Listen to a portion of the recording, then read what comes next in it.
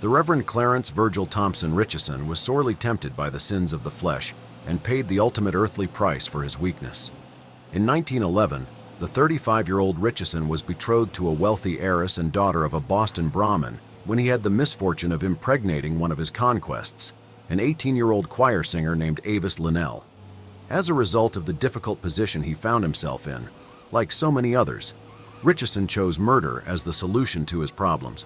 For years, Richeson, quite the rake, had managed to avoid paying any serious cost for his many affairs of the heart and other human failings.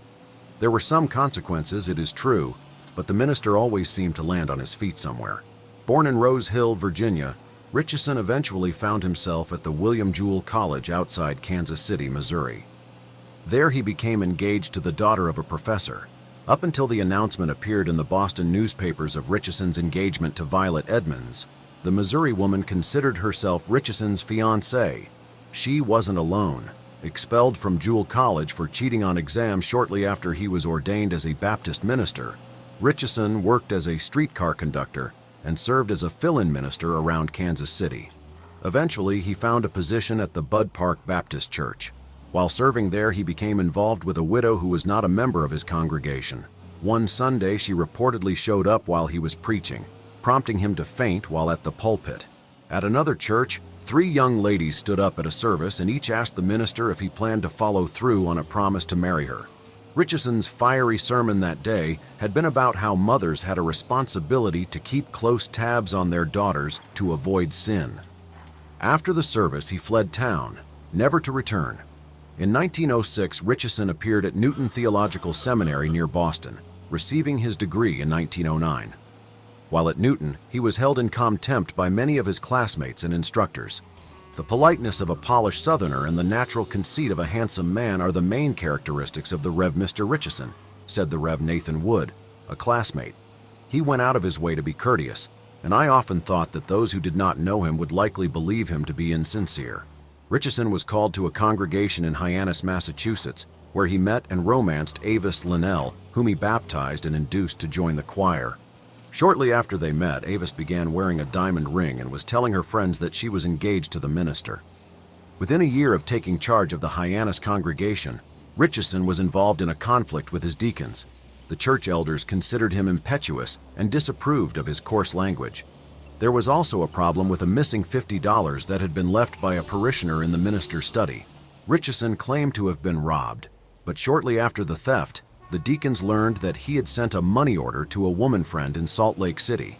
A man who would never drown because he was born to hang, Richeson soon ended up better off than he was in Hyannis. He accepted a call to a Cambridge congregation, receiving a significant increase in his annual salary. Before leaving Hyannis, he told friends that it was his intention to remain in Cambridge only a short time, to marry Avis, and to leave the country to serve as a missionary in China. All of this was a flat-out lie.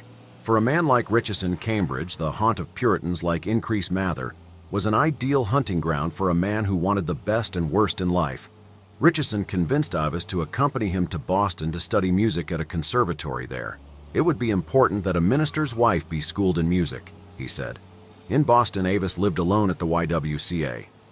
The Emmanuel Baptist Church in Cambridge was frequented by some of the city's wealthiest and most powerful families, including that of Moses G. Edmonds, whose daughter, Violet, soon caught Richeson's eye. He began juggling his time between the 2 young ladies. As his relationship with Violet became more serious, Richeson moved to distance himself from Avis. Using the excuse that the diamond in her ring was loose, he took the engagement ring from her to be repaired. She never received it back.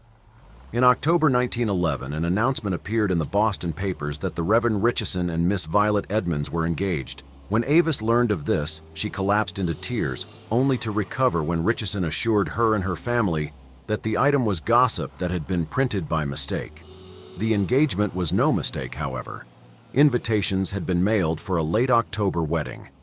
Richeson's schemes collapsed shortly after the engagement was announced when Avis revealed that she was pregnant.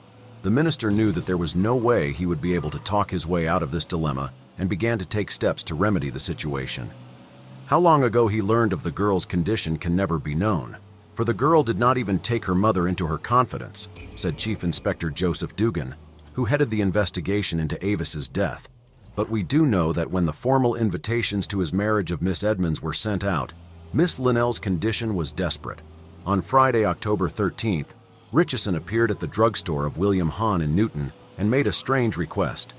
Mentioning that he had a pregnant dog, Richeson reportedly told Hahn, "I want a poison that will kill the puppies without killing the dog."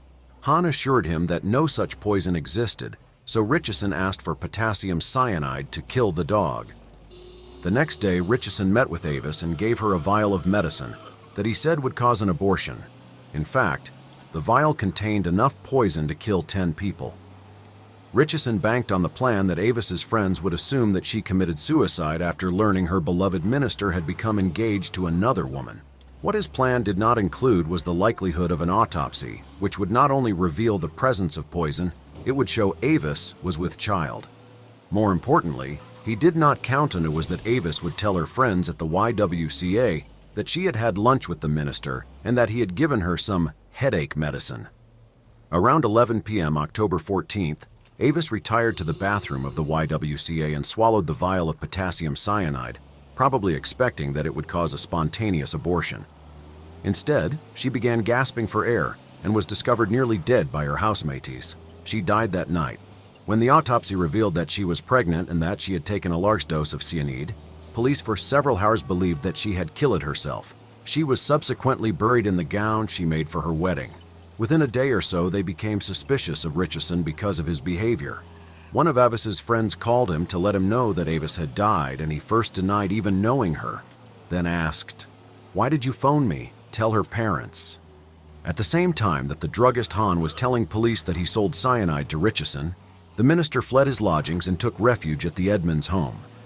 Both Moses Edmonds and his daughter expressed their support for Richeson to police, who desperately wanted to speak to the preacher. After a day-long standoff, Richeson finally agreed to accompany police downtown, and he was arrested for Avis's murder. Although the Edmonds family continued to support Richeson, paying for special meals to be sent to him in jail and for his attorney, it became clear that the October 31st wedding would have to be postponed. Violet Edmonds fled Cambridge for parts unknown while her family began returning the gifts that were being delivered. Asserting his innocence, Richeson resigned his pastorship in November. Shortly after, he was indicted by a special grand jury. The indictment was handed down almost to the minute that his wedding to Violet was to begin. The matter was set for trial in January 1912. On December 20th, 1911, Richeson mutilated his genitals using a piece of tin he managed to secrete in his cell. Although the injuries were not life-threatening, doctors were not able to save his penis and finished the job he had started. It was unclear whether Richeson intended to commit suicide or was simply punishing himself for his sins. 2 weeks before he was to stand trial, under the lashings of remorse, as he called it, Richeson stood before the court and admitted that he deliberately intended to kill Avis. There was but one penalty for his crime, and Richeson was sentenced to die in the Massachusetts electric chair. On May 21st, 1912, 1,900 volts of electricity surged through Richeson's body as he sat in the chair. He amazed the witnesses to the execution by demonstrating the real spirit of manhood when death looms. According to one account, it was surely a revelation of God's power which was granted, because Richeson died a far better man than he ever lived, said the prison chaplain. Violet Edmonds never married after the scandal. She left the rarefied Boston lifestyle and devoted her life to social service and missionary work, spending time in Japan until the memories of the Avis Linnell murder faded from the public memory. She died in 1939.